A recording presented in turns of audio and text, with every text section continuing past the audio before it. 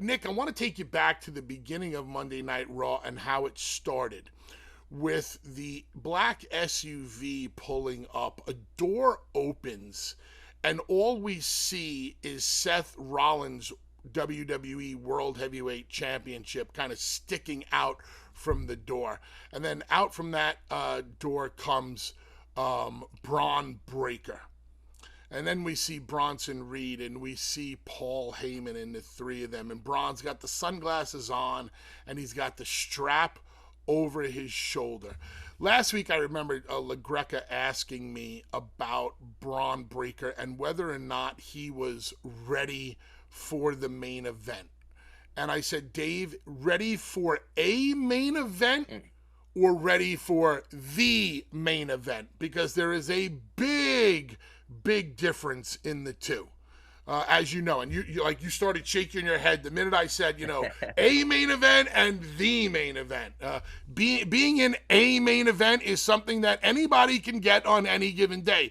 Being the main event, completely different story. Being the main event means you're putting the asses in the seats and you are the A story. So I see them get out, and now I see Bron Breakker walking with that championship, and I was like, holy shit.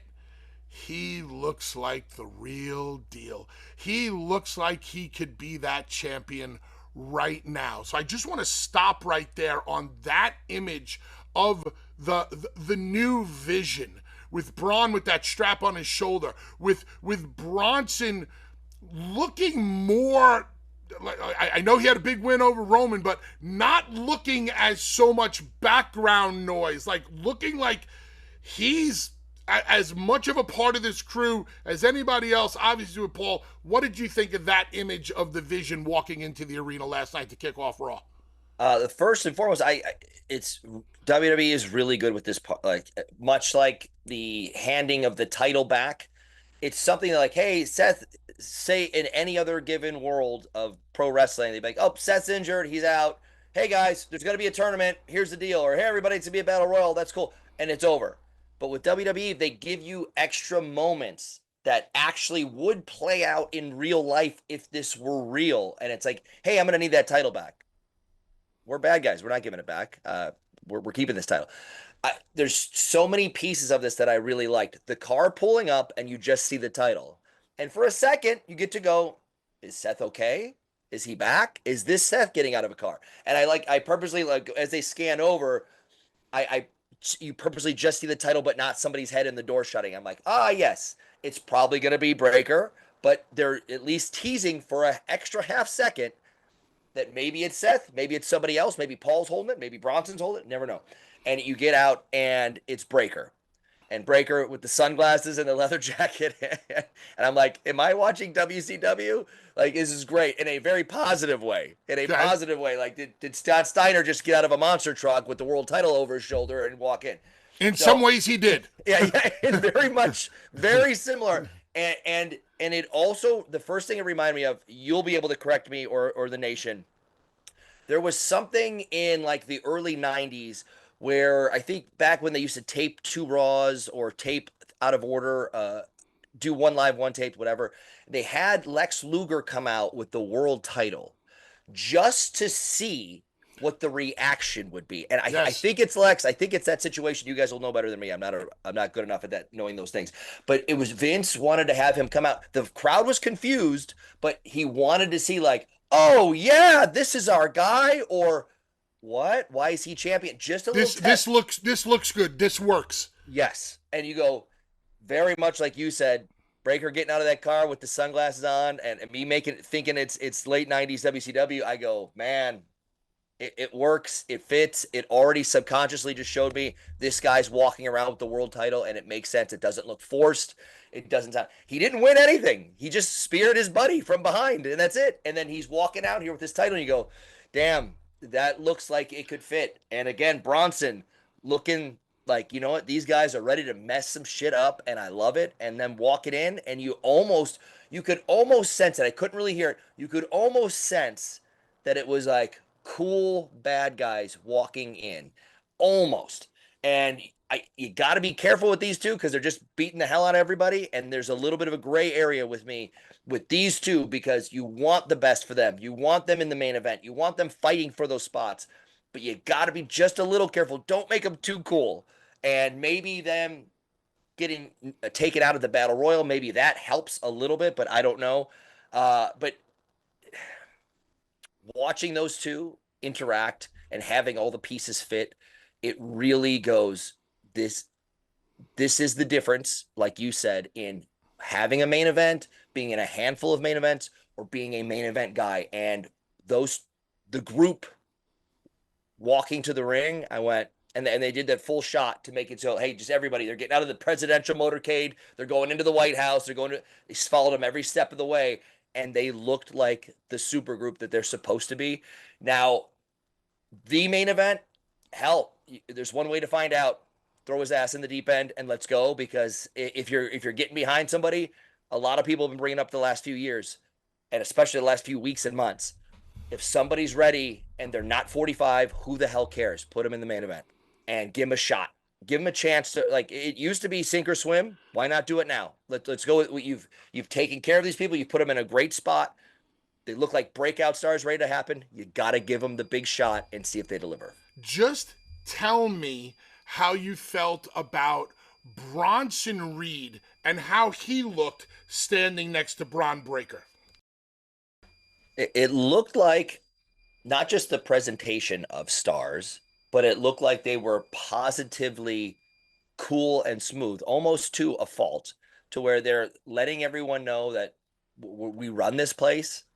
And it's been, by the way, it's been one day. Other than that, they've been mostly in the background doing little pieces here and there, but also looking the absolute part. But now having that the very first day where they're somewhat out of the shadow of Seth and somewhat have their own momentum, it's real easy to see these guys like, oh, it looks like the background dancers are just taking over because Brittany's taking a pee break. I don't know if this really works out. And in this case, they seamlessly so far have seamlessly stepped in to go, these are two bad dudes. I'm 2 weeks away from cheering for them because they're so cool, even though they're kind of getting cheered for, explosive moves. But they back it up in the ring so far. I need a serious promo of some sort. It doesn't have to be like a Becky Lynch versus Paul. And it doesn't have to be a serious 15-minute open Raw and bore everybody out of your seats.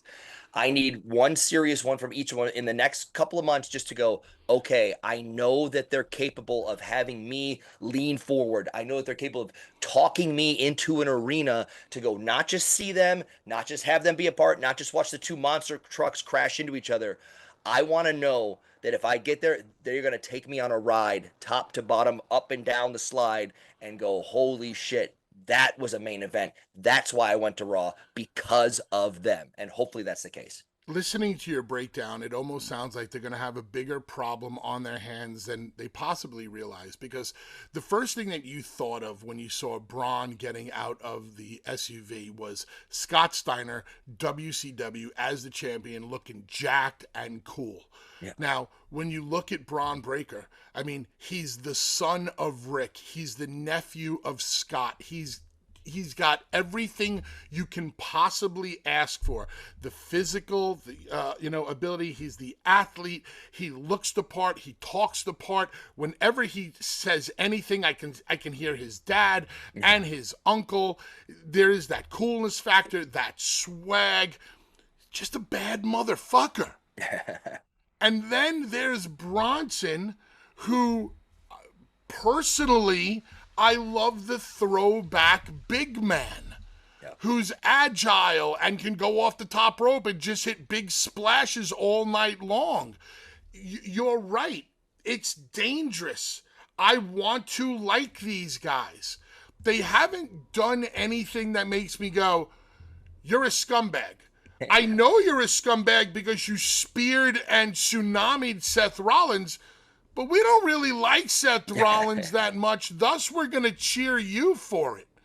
So it really is, it's shaky ground, because I could see the people liking those two, especially Braun. I could see the people liking them real damn quick. And it, when you fast forward a little bit in the night, when Heyman was telling them kind of like, keep your mouth shut, I know what I'm doing. And then Braun said, wow, we really do have a lot to learn. Did that line do anything for you? Like, I don't know why, but I was like, you just reminded me about how young these guys are. I didn't know if that was good or if that was bad. Did you have an opinion? It felt.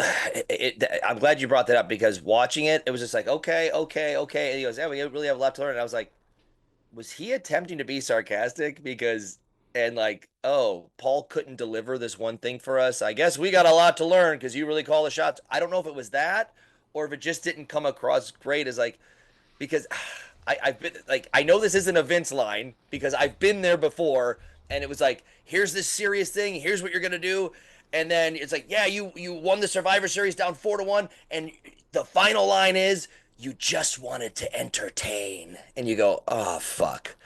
I'm like, it's this 15-minute promo. I come out on top, and like, it was like I dug down deeper and was around me. No, no, no. I just wanted to entertain, and I go, that's gonna kill me. I wonder if I can say it a weird way and have it be a throwaway line, but I couldn't. And it just seemed like it's if he was being sarcastic, okay, I get it, but I can't tell, and maybe that's the that's the difference between what he's going for, or maybe it was just a throwaway line like, hey, let's we're calling all the shots. Hey, you got a lot to learn, but either way, it really stuck out to me also that it didn't fit unless he was mocking Paul. Like, boy, I really got a lot to learn, right? Thanks a lot for you're going to cover everything in politically for us. Okay, did you get us back in that match? No, boy, we really got a lot to learn. Thanks a lot, Paul. Anyway, let's go. I don't know if that's the case.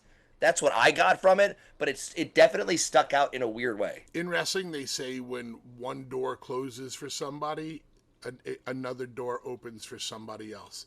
And a lot of times it does happen because of injury. Oh, yeah. And you have to be ready to step up to the plate. And Seth is injured, and he's going to be, it seems like he's going to be gone for a while.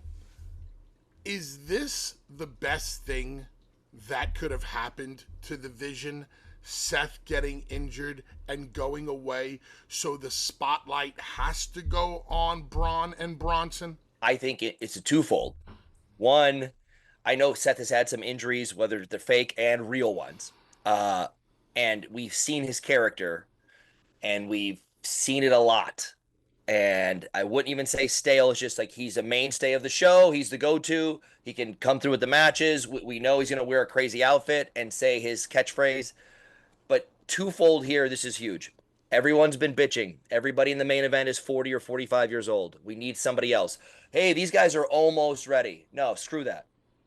If Vince was calling the shots 15 years ago, you don't go, hey, we're going to baby you and give you every opportunity to everybody on the roster, and then we're going to put you in when the time is right. It's like, you know what? This kid's got it. He's got someone behind him. He's got something special. I want to see it. Can he flourish? Can he go out there on his own and make shit happen? Can he steal a show and help his partner out at the same time? Can you give me an example of who that would have been during Vince's time? Yeah, let's see here. Would Brock be the example? Oh, I mean, absolutely a positive one, but there's going to be a few when it's not. Like Brock obviously is like this anomaly that is very rare in our business, and that can, a guy who can back it up MMA wise and looks like he's an action figure in real life. I like that. That's one for sure where you're like, hey, that's where I even feel like there's been like these interviews where Jim Ross goes, yeah, another year or so, and this kid's going to be polished and good to go. And you're like, no, no, no. We polish him here in the main event, and who knows how this works. That at that time frame, I was told by Lance Storm when I was training at Ohio Valley Wrestling, best case scenario, on average you have 2.9 years of television time. At the time, it was 2004, 2005. In a you have the Undertaker for 30 years, and you have a couple people who do a couple of weeks and a couple of months, and they're out. And that average 2 to 3 years on TV, maybe making money for one or two of them, but that's the gist of it. And when you have someone like Brock and you see that, you're like, do you really want to screw around for another year? No, let's go. Let's try this. And by the way, when you're a project like Brock was, even if it doesn't work at first, they're going to find a way to make it work. I was trying to think of everybody else of the entire ever that they, if unless you're in NXT right now with 30 people ahead of you and everyone's sitting in catering on Raw, this was one of those. This was the times 15 years ago. It was like, this guy's pretty good. All right, Sean, can you do 30 with him on Raw? Yeah, let's see if he's got it. Okay. And then you found out right then and there. Okay, has he got it? Okay. Damn, he passed that test? All right, Hunter, you grab a mic with him. You guys open Raw, 20 minutes. See what he's got. And then that's it. And it's like, if you deliver, you're in. If you don't, back of the line. And maybe when someone gets hurt, you'll get a shot. So in this case, I think this is what everybody's been clamoring for. Somebody, something that isn't the mainstream for the last 15 years, give them a shot. And I think they're going in the right direction with this. And I touched on it a second ago. Seth being gone, whether it's real or fake, for 2 months, 3 months, a year, whatever it is, you get a totally new, refreshed, and a new character of Seth, and everybody wins. You instantly go right to that story if you want, and it might be like, I never lost my title, I'm coming for it. And you have a 30-minute match with Breakker or Bronson, and that steals the show and then puts them over. And now Seth is back. We've got everyone behind him. He's totally refreshed, a different character. He's good to go for 5 more years. And now you've extra made the 2 guys that you were going for 2 years before you were going to do it. It sounds to me like if you had the pencil, Braun would be your guy as of this morning. Yes or no? Yeah. And I'm still missing one serious promo that I just want to know that he can touch all bases. I know, like you hit it.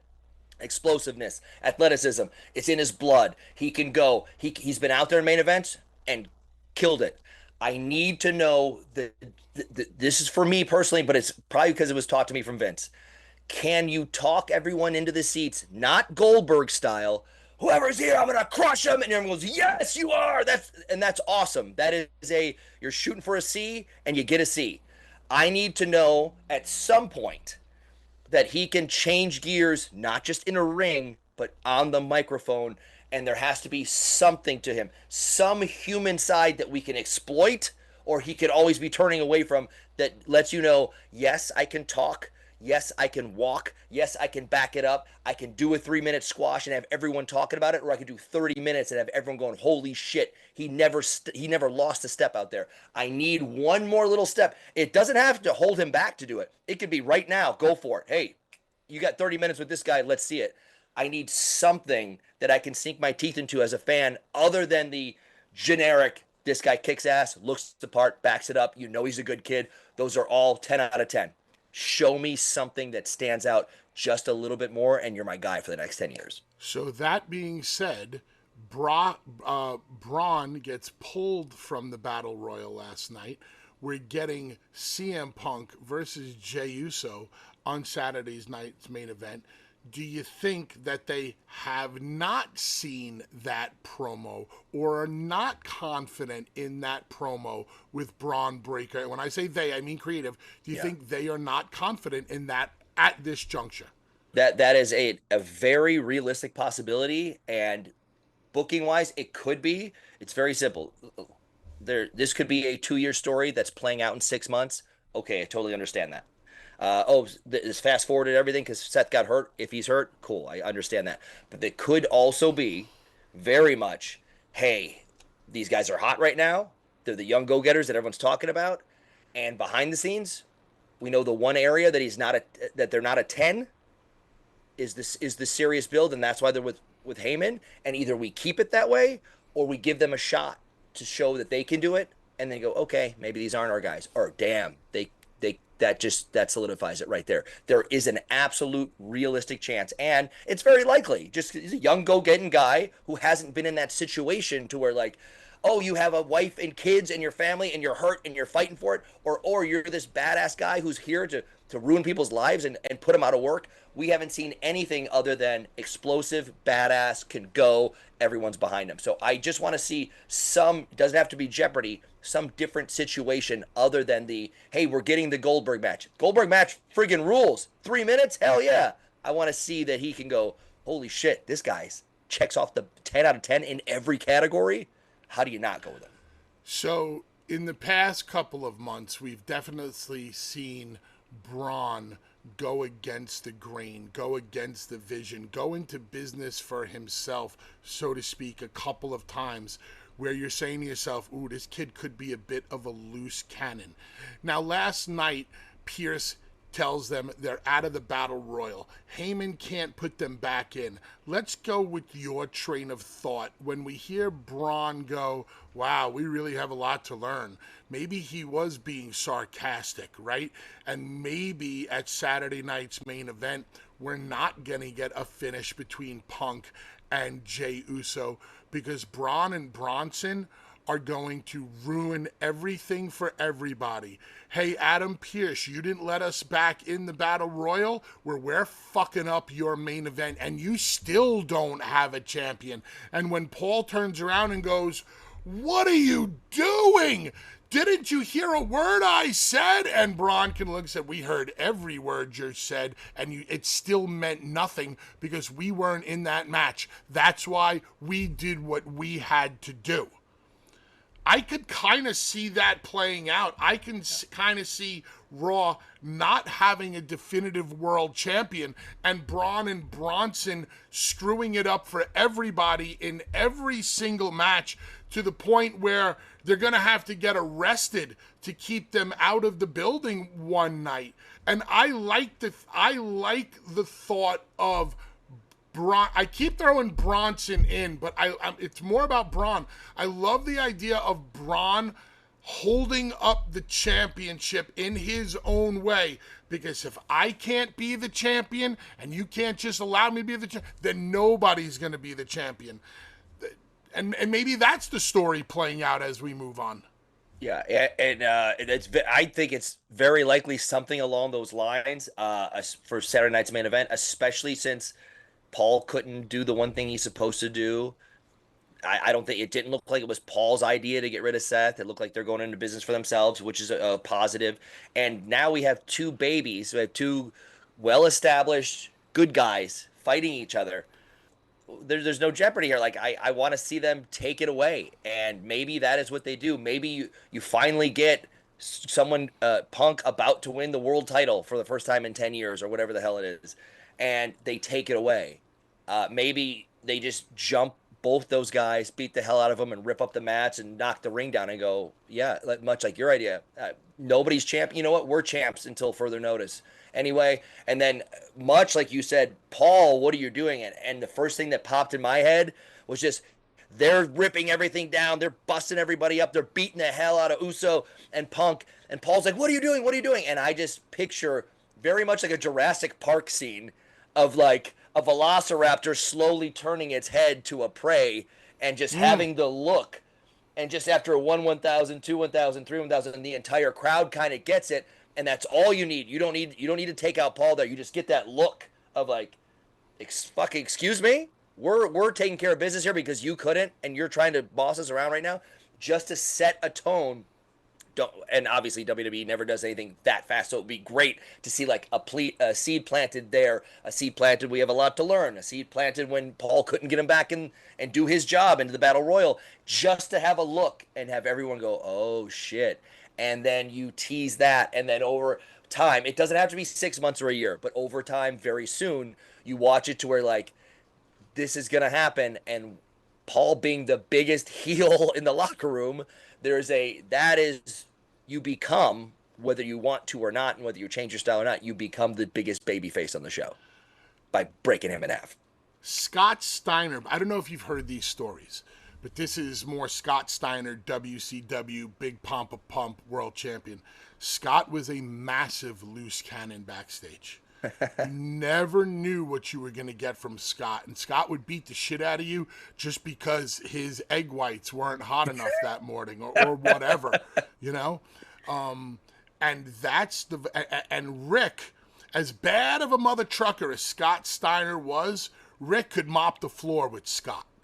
And yeah. I see all of this in Braun.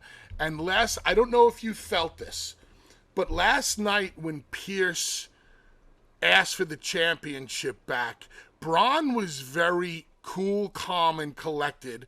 And then he said, say please. And then after the please, I was like almost on edge. I'm like, oh my God, he's going to blast him in the face. He's going to blast him in the face. Like, I felt like he was going to snap at any given second. Not like Kurt Angle pulling down a strap. Right. Not like Ken Shamrock going, ah, and snapping. I mean, no, you can't tell when the second is going to happen because it just happens so quick.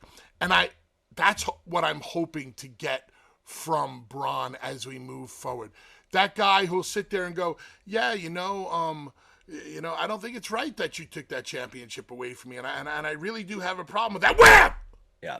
And then out of nowhere, just like that spear came out of nowhere on Seth, where you got that shock and awe, and people just like, what the hell just happened?